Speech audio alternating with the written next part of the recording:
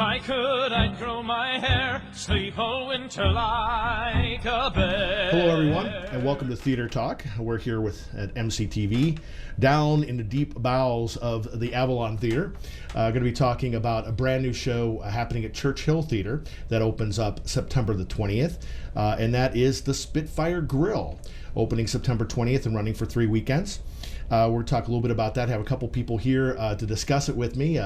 The director, Shelagh Grasso, and also someone who's playing Hannah Ferguson, which is Jane Copple, who's also done a lot of theater in the local area. So welcome, Sheila and Jane. Thank you.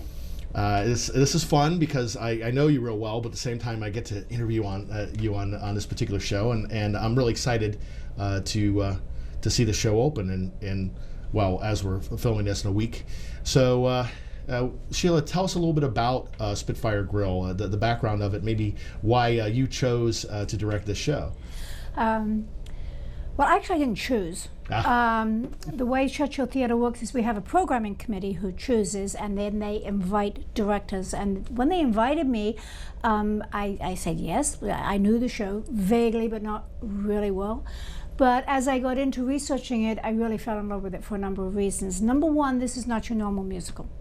It's not production numbers and dances and singing and dancing and your usual Rodgers and Hammerstein type musical. Now we will stop and we will sing, right? And we will sing.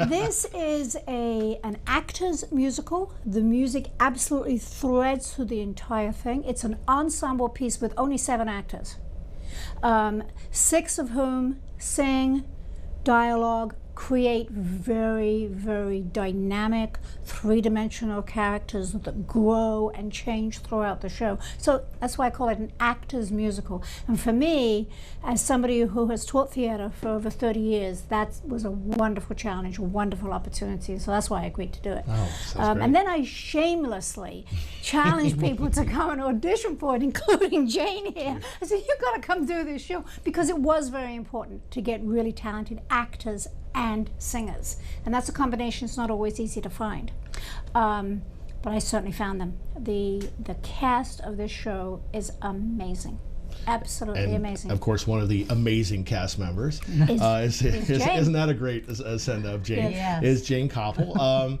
And Jane, what are some of the other shows that you've done on Eastern Shore in musicals? Oh my.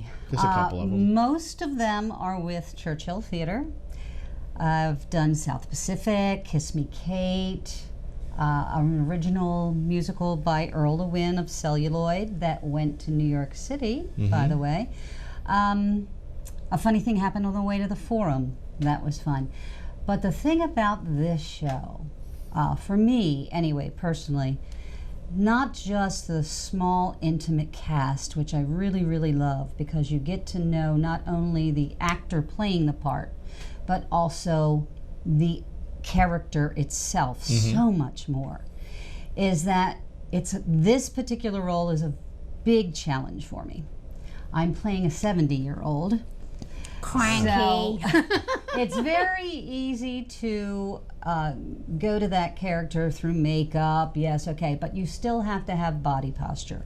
You still have to have a different sound to your voice, and that's the challenge for me. I'm hoping I'm succeeding in that. She is. But it's a great part, fantastic part, and it's a fantastic show. Well, you're working with some other members of the Eastern Shore theater community that have been doing this for a while. We've got a very talented cast. Lucia Foster playing Percy Talbot, Nina Sharp as Shelby Thorpe, Matt Folker, a good friend of mine, playing Caleb Thorpe. Caleb, there we go. Colin Graves is the sheriff. Effie is Diane Landskroner, and then we have the visitor. The visitor is a very interesting character for a number of reasons. First of all, he is the pivotal character in the show. Second of all, interestingly enough, he neither speaks nor sings through the entire show.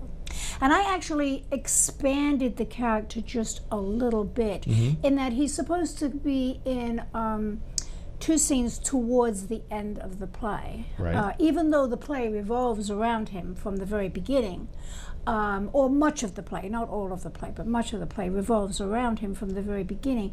We really don't see him until he has confrontation with one of the other characters. But since he is such a pivotal character, and since he is the reason for one of the main themes in the show, which is the theme of hope, and the town of Gilead, Wisconsin, which is where it takes place, lost hope when they lost him, or thought they lost him, to the military. And during the Vietnam War, and this is a piece that is poignant today in that we are still dealing with issues similar to that of the Vietnam War, which was poignant at the time the play takes place. So because he was the hope of the town, which is now missing, I decided to allow him to watch and to see and to occasionally come on stage to see Percy, who is really the lead character. And Percy has been in jail for the last 5 years. And we follow her from the day she goes out on parole to the time when she's finally freed of her past, and she now can live with freedom and hope, as can the town of Gilead. So there's a huge theme there. It's very interesting, and it's interesting to have to be able to use a character like that who's played by Curtis Hammer. Yes. To watch some things going on, a little bit like they had with the MC in Cabaret last year. Exactly. And yes. there have been some other places that we've done quite a bit. And it's interesting you bring up the whole tie-in with the military and some other issues. I mean, we are during a time of remembrance for the 12th anniversary of 9/11, and there's an interesting tie-in with 9/11 of this show. What is that? Let's back up a little bit. Okay. The Spitfire Grill was the winner of the 2001 Rodgers and Hammerstein Award, which was a $100,000 award and enabled them to take it to off-Broadway. And it was indeed off-Broadway at 9/11. Unfortunately, 9/11 not only had a huge impact on many, many people's lives that day, it also had an impact on Spitfire Grill, and it subsequently closed within just a few weeks. There were a number of theaters because of the Great White Way going dark for that period of time. Going dark. We did have some issues with that, and that's it's a sad thing. Although on the flip side, now that show has been performed over 350 different places in various places around the world. Very big in Korea, Japan, UK, and also throughout the U.S. It's an extremely popular play for regional theaters and community theaters, and I think one of the reasons of that is that it is so well written, the music is so beautiful, and yet it only demands a small cast, albeit a small cast of very fine actors and singers. It's a small cast. You don't need 40 people. Talk about the music itself then. Well, the music, which was, the play is written by James Valk and Fred Alley, and it's written in the Americana style. So it relies on folk music, blue music, a little bit of jazz, a little bit of rock. The challenge of the piece is that the 6 actors on stage are constantly singing in 4-part harmony, one on a part. Now, for community theater, that's a lot to ask. That's a challenge. That's a lot to ask. We've been very fortunate to have Julie Lawrence, who, like myself, is a retired teacher. She's a retired music teacher from New Jersey, and she is a wonderful music director and has been able to lead our singers to do this. And they do it extremely well. The harmonies are absolutely beautiful. There's a lot of dissonance, a lot of strength within the music. And the actual orchestra itself is very different as well. Normally you expect to see clarinets and trumpets and drums. We have a violin, a tenor saxophone, an accordion, and a guitar and mandolin in addition to the piano. So it's very, very different. And that actually turned out to be quite a challenge to find here on the Eastern Shore. An accordion player, for example. In fact, we had to ship him in from the Western Shore because we couldn't find one on the Eastern Shore. So it's been a challenge on many levels. A good challenge. And Jane, you've gotten a chance to work with some new people this time you haven't before. Is that correct? That is correct. Well, the newer people would be Nina Sharp. She is playing Shelby. Who comes to us as a graduate of Washington College, also here in Eastern Shore. Correct. As well as she went to Queen Anne's Yes, she went to Queen Anne's High County School. High Right. School. She's got an absolute beautiful voice. Also Curtis, who is playing the visitor, Eli. And not saying anything, not singing anything, with body language. He just portrays the character to a T. And that, I think, is one of the hardest things to do when you don't have a spoken word, when you don't have a song to sing, and you have to portray something just through your body. And he does a wonderful job. And then Colin Graves. He is Plays the other sheriff. And also with both Lucia and Diane coming down, doing a lot more work up at the Garfield Center for the Arts as a rule, and coming down here. I think both of them are working with Churchill for the first time, or at least the first time in a while. No. Lucia, first time in a while. She Yes. was in South Pacific. You were in With South me. Pacific. Oh, there you go. Okay, there you go. She Yes. played Nellie in South Pacific, and I believe Diane has not before. But I have done a little bit of work with the Garfield since I've retired from teaching, and as well as a lot of work with Churchill Theatre. And so that was how I knew Diane. And as I said before, I shamelessly campaigned for people to audition. Yes, yes. We all know, because many of us were talked to about who to talk to. And you've come up with an incredible cast and incredible opportunity. It just goes to what Tally and I have talked about before, and also Tim Weglin and I, what incredible talent we have here in Eastern Shore in theater, and a great opportunity for you to see this starting the week of September the 20th, for that weekend of 20th, the weekend of the 27th, and the very first weekend in October. You're going to want to make sure that you see this show. We're going to be back in a minute and talk just a little bit more about Churchill Theater in general, and theater on the Eastern Shore, right here on Theater Talk with MCTV.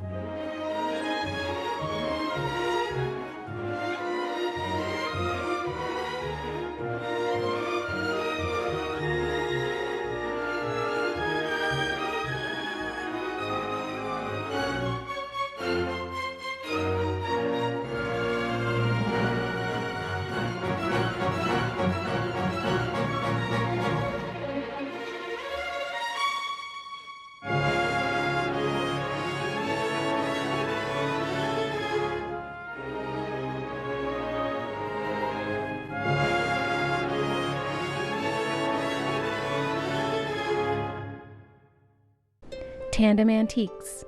Customers are surprised by the size of our antique center, our range of quality antiques, parking, and access to the building, and how the room settings are individually displayed to allow customers to visualize pieces in their homes. We offer educational events with knowledgeable speakers to promote interest in antiques to our younger generations, collectors, and antique dealers. We offer an opportunity for new and established customers to become caretakers of a piece of history, which is as green as it gets. Tandem Antiques and Fine Arts Center, located on Route 50, Easton, Maryland. Order up! Percy, shake a leg! I hear she appeared on the street last night. It's right hard out to know for midnight bell. certain where a girl like this has been. Say what you want, say what you will. Something's cooking at the Spitfire Grill. Welcome back. I'm Patrick Fee. You're watching MCTV, and you are, in fact, right here in the basement of the Avalon as we talk about Theater Talk, and a great show that is opening on September the 20th, a musical that is a must-see called The Spitfire Grill. We got with me both the director, Shelagh Grasso, and Jane Copple plays one of the pivotal characters. And before we went away, we were talking about this not being your average musical. A lot of four-part harmonies, people on stage together. I've seen a couple of shows like that, although that are interesting. Hana 1939. There's a couple different period pieces that do this, but this one's really kind of special. And I think I would guess Jane took a lot of special preparation to get ready to audition and then also to do the show. Can you tell us a little bit about that? Absolutely. Since I was auditioning for a character that was much older than myself, what I did was I went and rented movies such as Lincoln, watched Daniel Day-Lewis because he was playing a much older character than what he was, watched his body posture, listened to his voice. I rented Iron Lady, watched Meryl Streep because, again, she progressed and aged very, to what, 80-some, and watched her body posture and listened to her voice because, as I said earlier, as you get older, your body tends to change. Your voice tends to change. I know mine has. I used to have a very high voice when I was younger, and now it's very deep. So that is what I did, and I think that helped me a lot. Do you find it to be difficult at all? Because a lot of times when anyone is on stage, it's all about looking your best, looking your youngest, coloring your hair, doing all the appropriate type of things. But that's not what creating a part is. Exactly. That's not what creating a part is. Do you ever have any type of an inner struggle between wanting to, I want to look good on stage, and wanting to be the part? In this particular musical, no. The characters, nobody in Gilead, Wisconsin looks good. So there you go. Come and see it and you'll find that out. And Percy, who comes to Gilead, Wisconsin, doesn't look good either. Right. But no, when you get a piece that you really kind of attach to, you don't think about that. You think about, I want to look and I want to sound how I'm supposed to. Authentic. Yes. I'm a 70-year-old woman. I'm not going to be out there with eyeshadow and this and that. I'm not going to be, such as Sheila would tell me a few times, that Jane, you're 70. You can't stand up straight. You have to have a little slouch to you, So keeping that in mind is very important. So, and again, when you get a piece that you really are attached to, you do what you need to do. Well, and I think that also harkens back to what you were saying before, Sheila, about this being not your average musical, with your ingenue and not at all. Girl lost, girl found, girl lost again. And frilly dress. It's very, very much an ensemble piece. You become very connected to the people and the town itself, and we have tried very hard to create the ambience of this town on stage, and I have to give kudos at this point to the technical director, my husband Shelagh Grasso, who created the reality of the grill, but then surrounding the reality of the grill with the help of the scenic artist Brian Draper, we created all the woods and all the trees, which are what brought Percy to Gilead in the first place. Picture of the trees in fall, and we have created this wonderful environment that has been totally enhanced by the lighting. It's like a picture postcard, but it's not quite real, and that's good too, because what I wanted the reality to come from was those characters. They are very real. They're very down to earth. As Jane says, nobody looks good, and that's not really true that nobody looks good, but nobody is glamorous. That's a better nobody way to is put the it. star. Nobody will be wearing false eyelashes or have a beautiful hairdo, because in Gilead, Wisconsin, that's just not the way they are. And the way the piece is written, we connect with them and they connect with each other, which is what I think you were talking about. How not in this piece you don't care, because you create and you connect with each other to tell this story. It's really a special piece. Well, and I think it's wonderful to have it at a theater like that. I mean, we're blessed in this area to have maybe 9 or 10 different theater groups, probably at least half a dozen permanent venues, and at least 3 of those venues that were saved from the wrecking ball in one way or another. Right. And Churchill Theater being one of those, originally built with an Art Deco style back in the 30s.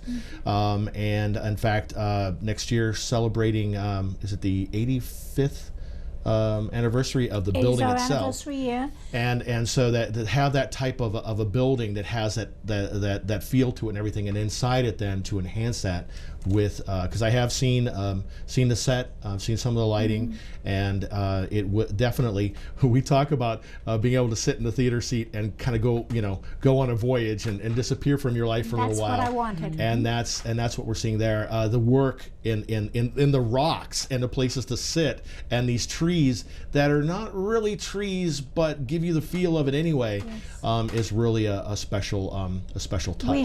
We have been allowed to create, we have been capable of creating a wonderful environment for the play, for the story, and those are all things that help you to help the audience connect with the story. And I think that there's no question that the audience will connect with this.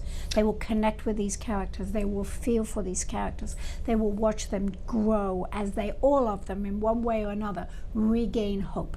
Which is great to go to a place when you want to see a musical, but you also don't want to be lost in just the music and have a real experience with it. That'd be great to see. It opens September the 20th. It's going to run for 3 weekends. You want to make sure Friday and Saturday at 8 o'clock and Sunday at 2. Sundays at 2. Want to make sure that you do get a chance to see that. And of course, it's not the only show happening at Churchill. Churchill's in a very good place for everyone in the area to get to, about halfway between Easton and Chestertown. And what other, up there, they normally are having about 5 shows a year. You should do 5 years a season, and the next show, which is Over the River and Through the Woods, and that is directed by Barney Hill, that opens in November, and that actually is the last piece for this season. But coming right up in January is the first piece for next season, which is a piece called How the Other Half Lives, and that will be